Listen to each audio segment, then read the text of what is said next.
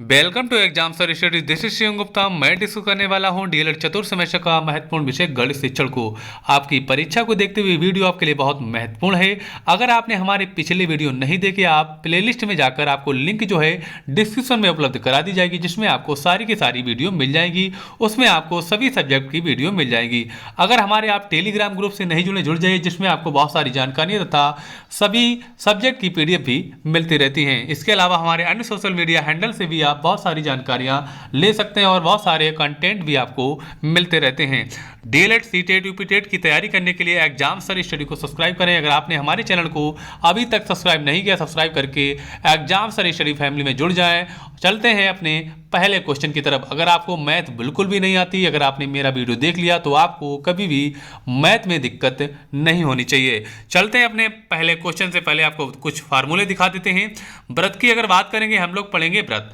व्रत का मतलब भैया क्या होता है? एक तरीके से एक आकृति होती है, व्रत है, ठीक है। इसका अगर व्यास पूछा जाए, यानी कि हमारा व्यास होता है पूरा, यानी कि अगर व्यास की बात करें, हम अच्छा गोला बना लेते हैं जो आपको बहुत अच्छे समझ में आए। ये आपका है व्रत, ठीक है। अगर इसकी व्यास की बात करें तो भैया व्यास आपका है ये पूरा जो होता है व्यास, इसका आधा जो होता है केंद्र बिंदु से आधी जो दूरी होती है ना, ये हमारी होती है क्या? त्रिज्या होती है। ये हमारी होती है त्रिज्या, ठीक है। अगर बात करें इसकी परिधि की, परिधि क्या होती है? परिधि हमारी ये पूरी जो होती है आसपास की ना लाइन, ये हमारी होती परिधि होती है। अगर बात करें दोस्तों इसकी किसकी, इसकी अगर बात करें भैया, इसकी जीवा कहाँ होती है? अगर इसकी जीवा की बात करें तो भैया जीवा होती है हमारी कौन सी? ये केंद्र की लाइन को छोड़ दिया जाए, जितनी भी लाइनें होती हैं ना ये वाली, ये हमारी क्या होती है? ये सब हमारी जीवाएं होती हैं। ये हमारी व्रत की जीवाएं होती हैं। इसका केंद्र जो है ये केंद्र होता है। चलिए इसको समझ लेते हैं। व्यास की अगर बात करें तो यानी कि 2 गुणे त्रिज्या, जो व्यास होता है त्रिज्या का डबल होता है, यानी कि ये जो पूरा पूरा होता है ये हमारा व्यास होता है, आधी हमारी त्रिज्या होती है। इसका परिधि का फार्मूला होता है भैया 2 पाई आर, या बोल सकते हैं हम पाई गुणे व्यास, यानी कि पाई का मान कितना होता है? 22/7 आपको पता है। अगर व्यास की बात करें 2 गुणे त्रिज्या, यानी कि 2 पाई आर की जगह पाई गुणे व्यास हो जाएगा। व्रत का क्षेत्रफल का फार्मूला होता है पाई आर स्क्वायर। क्या होता है? पाई आर स्क्वायर व्रत के क्षेत्रफल का फार्मूला होता है। चलते हैं दोस्तों अपने पहले क्वेश्चन की तरफ। क्वेश्चन हमारा है, एक व्रत की त्रिज्या 14 सेंटीमीटर है, उसका क्षेत्रफल आपको ज्ञात करना है। अगर बात करेंगे व्रत के क्षेत्रफल का फार्मूला, आपको हमने बता दिया है। व्रत के क्षेत्रफल का फार्मूला क्या होता है? इसका फार्मूला होता है पाई आर स्क्वायर, ठीक है। हमें क्या चाहिए था इसमें? पाई में हमें आर स्क्वायर, पाई का मान तो हमें पता ही है भैया 22/7 होता है, लेकिन आर इसमें क्वेश्चन में दिया है तो हम इसका रख देते हैं मान मैंने रख दिया। पाई का मान होता है 22/7 और त्रिज्या हमारी दी 14, यानी 14 गुणे 14 हो जाएगी, या 14 स्क्वायर भी लिख सकते हैं। मान तो हमारा बराबर ही आएगा। 7 से हमने काट दिया, 7 दूनी 14, ठीक है। 14 का गुणा हम करेंगे 22 में और हमारा 2 ये बच जाएगा, तो हमारा आंसर आ जाएगा 616 वर्ग सेंटीमीटर, हमारा आंसर आ जाएगा। चलेंगे दोस्तों अपने अगले क्वेश्चन की तरफ। क्वेश्चन हमारा क्या देख लेते हैं। क्वेश्चन है, उस वृत्ताकार मैदान की त्रिज्या क्या होगी जिसका क्षेत्रफल 36 पाई वर्ग मीटर है? उसका हमें क्या ज्ञात करना है? उसका हमें भैया त्रिज्या ज्ञात करनी है। यानी कि क्षेत्रफल दिया है भैया, लेकिन त्रिज्या ज्ञात करनी है। तो वृत्त का क्षेत्रफल का फार्मूला आपको मैंने ऊपर बता दिया क्या होता है? पाई आर स्क्वायर होता है। क्या? पाई आर स्क्वायर होता है, लेकिन क्वेश्चन में इसका क्षेत्रफल दिया है तो क्षेत्रफल की जगह हम रख देंगे उसका क्षेत्रफल 36 पाई आर स्क्वायर से ये पाई का पाई हम कट जाएगा, क्योंकि बराबर में है तो ये हमारी कट जाएगी। बचा क्या हमारा? आर स्क्वायर बराबर 36, तो आर स्क्वायर बराबर हमारा क्या हो जाएगा? आर स्क्वायर बराबर हमारा हो जाएगा 36। इसका स्क्वायर हटाएंगे तो इसमें चढ़ जाएगा क्या? रूट चढ़ जाएगा, यानी कि वर्गमूल करना पड़ेगा। और 36 का वर्गमूल होता है 6, 6 का वर्ग कर देंगे, 36 आ जाएगा, तो हमारा आर बराबर आ जाएगा 6 मीटर। क्या आ गया? ये हमारी आ गई त्रिज्या, जो कि क्वेश्चन में पूछी गई थी। चलते हैं दोस्तों अपने अगले क्वेश्चन की तरफ। क्वेश्चन हमारा अगला क्या देख लेते हैं। क्वेश्चन हमारा अगला है भैया, यदि किसी वृत्त की त्रिज्या 31 सेंटीमीटर है तो उस वृत्त की परिधि ज्ञात कीजिए। यानी कि इसमें आपको क्या पूछी गई है? परिधि पूछी गई है भैया। परिधि का फार्मूला आपको मैंने ऊपर बताया था, क्या होता है? 2 पाई आर होता है। क्या होता है? 2 पाई आर होता है। इसमें इसकी त्रिज्या दी है, तो चलिए इसका फार्मूला लगा देते हैं। तो परिधि का फार्मूला होता है 2 पाई आर। आर बराबर हमारा 31 सेंटीमीटर क्वेश्चन में दिया है, तो परिधि बराबर हो जाएगा 2 पाई, यानी कि आर हमारा हो जाएगा 31। इसका रख दिया मैंने मान, यानी कि 22/7 भी यहाँ पर हो जाएगा पाई की जगह, तो इसका करेंगे गुणा, तो हमारा कितना आ जाएगा? हमारा आ जाएगा 194.85। लेकिन अगर इसके लगभग की बात करेंगे, क्योंकि 0.85 जो है हमारा है लगभग में 1 बन जाता है, तो 194 में एक और जुड़ जाएगा तो हमारा 195 सेंटीमीटर लगभग में आंसर आ जाएगा। आपके परीक्षा में बहुत सारे ऐसे आंसर मिलेंगे आपको, यानी कि जो बहुविकल्पी प्रश्न ऐसे भी बहुत सारे होंगे जिसमें लगभग में आंसर होगा, लेकिन आपको लगभग वाला ही सही करना पड़ेगा। ठीक है दोस्तों, अगर आप फिक्स के चक्कर में रहे तो आपको क्वेश्चन गलत हो सकता है। चलिए देख लेते हैं। यदि किसी वृत्त की परिधि 31.4 सेंटीमीटर है तो उसका व्यास ज्ञात कीजिए। यानी कि अब की बार क्या 2 पाई आर हमें दिया गया है, यानी कि परिधि है जो हमें दी गई है, कितनी दी है 31.4 दी गई है, लेकिन उसका क्या पूछा गया है डायमीटर यानी कि व्यास पूछा गया है, इसका व्यास हमें पूछा गया है। चलिए एक फार्मूला होता है भैया, क्या सी को मानते हैं परिधि और पाई बराबर पाई डी, यानी कि सी बराबर पाई डी, यानी कि हो जाएगा सरकमटेंस बराबर पाई डी, यानी कि डी से हम करेंगे डिनोट किसको डायमीटर, डायमीटर यानी कि व्यास, और सी से हो जाएगी हमारी परिधि। तो ये फार्मूला हम लगा देंगे, यानी कि इसका फार्मूला का एक मान दिया है, सी दिया है हमें, सी क्या है परिधि, सी को हम डिनोट करते हैं परिधि से, यानी कि परिधि हमारी 31.4 दी, इसको हमने यहाँ पे मान रख दिया। चलिए चलते हैं अगले पेज पे देख लेते हैं कैसे हमने लगाया है। अगर बात करें दोस्तों यहाँ पर सी बराबर हमारा पाई डी है ना, अगर डी बराबर करेंगे ना, डी बराबर इसका अगर मान निकालेंगे ना, अगर इसका डी बराबर मान निकालेंगे तो क्या आ जाएगा, डी बराबर निकाले पाई है इसके बटे में आ जाएगा ना, तो डी बराबर हमारा पाई बटे डी आ जाएगा ना, क्या आ जाएगा, अगर डी बराबर निकालेंगे ना तो सी बटे आ जाएगा ना, पाई बटे नहीं आएगा, ये पाई इसके नीचे आएगा ना, तो सी बटे पाई आ जाएगा, सी बटे पाई आ जाएगा ना, यही हमने इसमें नीचे किया है, तो सी बटे पाई हो जाएगा। सी का मान 31.4 दिया था और पाई का मान आपको पता है 22/7, जो नीचे था ये ऊपर चला जाएगा, तो इसलिए 22×7 ऊपर हो जाएगा। इसको अगर हमने गुणा करेंगे तो ये आ जाएगा हमारा 219.8 बटे 22, और इसको अगर हम काट देंगे तो कितना आ जाएगा हमारा, इसका आ जाएगा भैया 10 सेंटीमीटर आएगा, वो भी लगभग में, क्योंकि पॉइंट में लगा है तो इसका आंसर भी पॉइंट में आएगा, तो इसका लगभग में आंसर आएगा 10 सेंटीमीटर। चलते हैं दोस्तों अपने अगले क्वेश्चन की तरफ। क्वेश्चन हमारा क्या देख लेते हैं। क्वेश्चन हमारा है, राकेश को दौड़ के लिए एक वृत्ताकार रास्ता पथ बनवाना है कि एक चक्कर में 220 मीटर की दौड़ पूर्ण हो जाए, इस पथ का व्यास क्या होगा।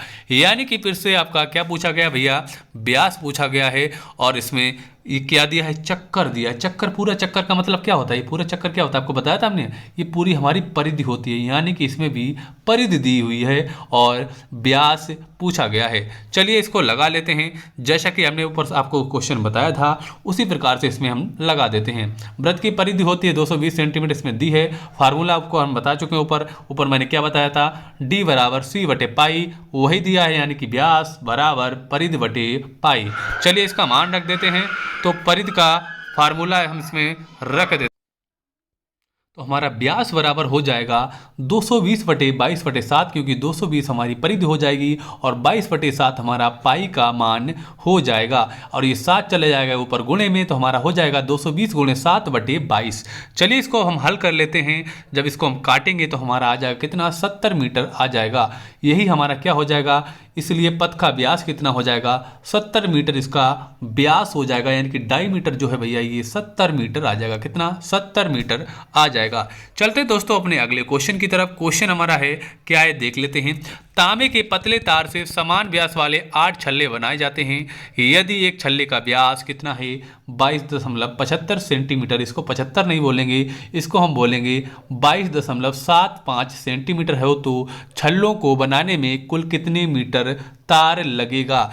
एक चीज आपने देखी होगी, यहाँ पे देखो किसमें दिया है, ये दिया भैया सेंटीमीटर में, लेकिन पूछा किसमें गया, मीटर तार लगेगा। इसी में बहुत सारे बच्चे गलत कर देते हैं, क्योंकि वो आंसर जो अपना है भैया लगा के सही लगा के आते हैं, लेकिन सेंटीमीटर में निकाल के आते हैं।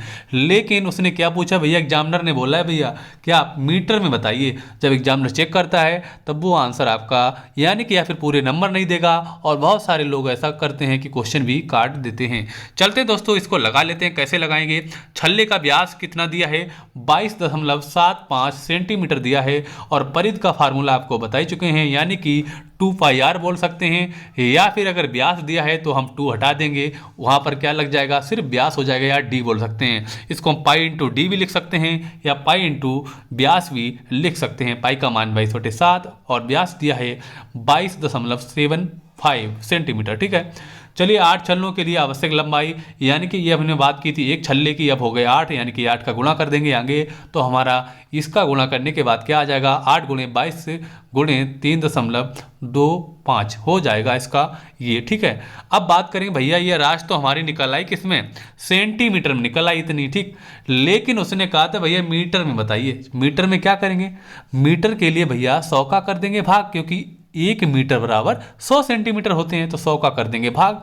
जब इसका हमने भाग करके काटा ना, तब हमारा आंसर आ गया 5.72 मीटर, हमारा इसका क्या आ गया, आंसर आ गया, यानी कि तार की लंबाई आ गई कितनी, 5.72 बोल सकते हैं इसको। चलते हैं दोस्तों अपने अगले क्वेश्चन की तरफ। क्वेश्चन हमारा है, यदि दो वृत्तों की त्रिज्याओं का अनुपात कितना है, 4:6, तो इसकी परिधियों का अनुपात बताइए।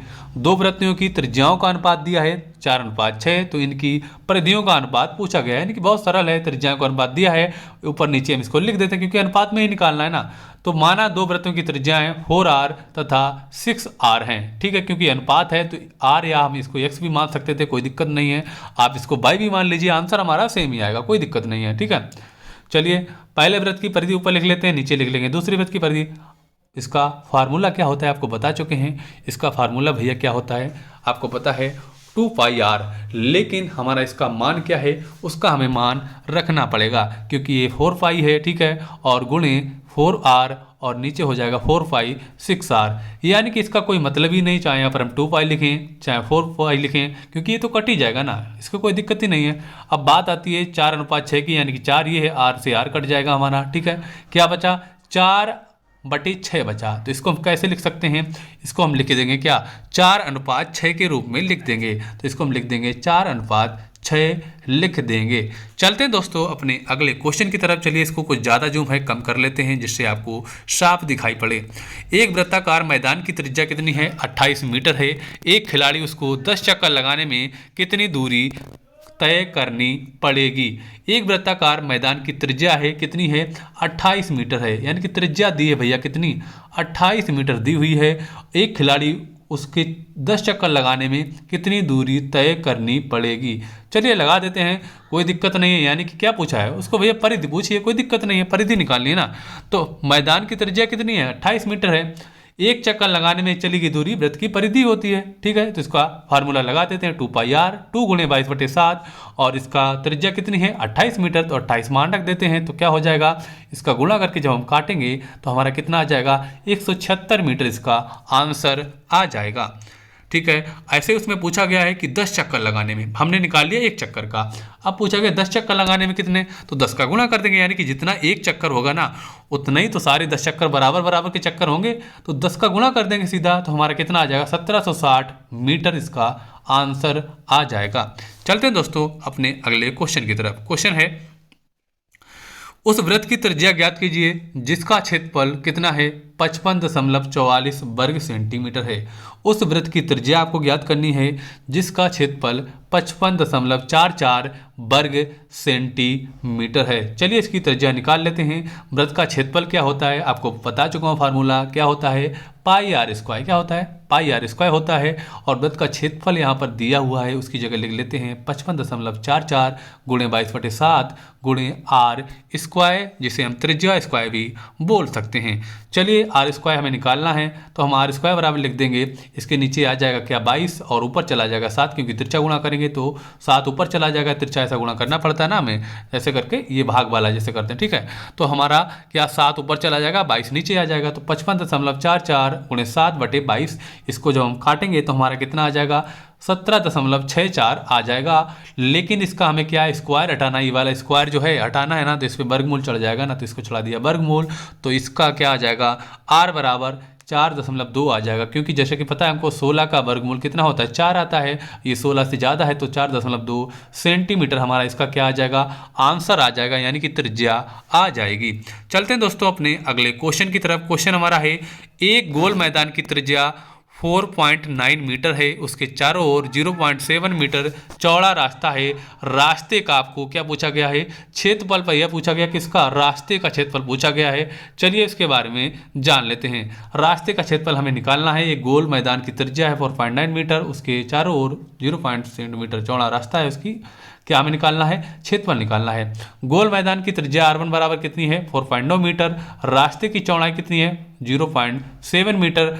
चलिए इसको टोटल ऐड कर लेते हैं। तो गोलीय वृत्ताकार मार्ग की त्रिज्या कितनी हो जाएगी, r2 हो जाएगी 4.9 और 0.7 को जोड़ लेंगे तो टोटल आ जाएगा 5.6 मीटर आ जाएगा। ठीक है, अब लगा देते हैं, यानी कि ज़्यादा वाले से हम कम घटा देंगे ना तो बीच की रास्ता निकल आएगी, कोई दिक्कत नहीं है। तो रास्ते का क्षेत्रफल पाई हमने बाहर ले लिया क्योंकि कॉमन हो जाएगा, है ना, पाई आर स्क्वायर होता है, पाई आर स्क्वायर होता है ना, एक में r1 स्क्वायर एक में r2 स्क्वायर हो जाएगा, ऐसा हो जाएगा ना।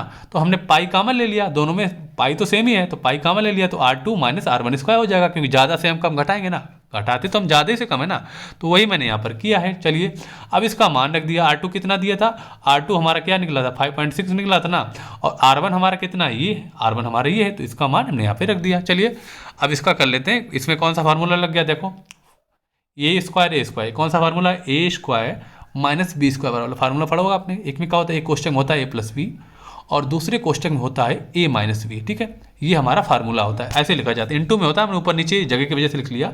इसको ऐसे लिखते हैं, ए स्क्वायर माइनस बी स्क्वायर का फार्मूला होता है क्वेश्चन में ए प्लस बी और दूसरे क्वेश्चन में होता है इनटू में ए माइनस बी। उसी को हमने यहाँ पर बनाया, जैसे देख सकते हैं आप, देख, ठीक है, एक क्वेश्चन में कर लिया हमने इसको ए प्लस बी, एक क्वेश्चन में ए माइनस बी, यानी कि इसको हम आसानी से हल कर सकते हैं, जिसमें हमें क्या करना पड़ता है, इसमें वर्ग नहीं करना पड़ेगा और आराम से इसको हल कर लेंगे। तो इसको हम करेंगे, ऐड करेंगे 10.5 आ जाएगा, इसका आएगा घटाएंगे 0.7। ठीक है, अब कर लेंगे इसका गुणा, तो क्या आ जाएगा, और 22/7 का भी गुणा कर देंगे तो आ जाएगा हमारा आंसर 23.10, जिसको 10 बोल सकते हैं, वर्ग मीटर। यही हमारा गया आंसर। अगर फ्रेंड्स आपको हमारा वीडियो अच्छा लगा तो वीडियो को लाइक करें और कमेंट्स करके जरूर बताएं और अपने सभी साथियों को इस वीडियो को जरूर शेयर करें। अगर आपने हमारे चैनल को सब्सक्राइब नहीं किया सब्सक्राइब कर लें। चलिए आपको मिलते हैं अपने अगले वीडियो में, तब तक के लिए जय हिंद, वंदे मातरम साथियों।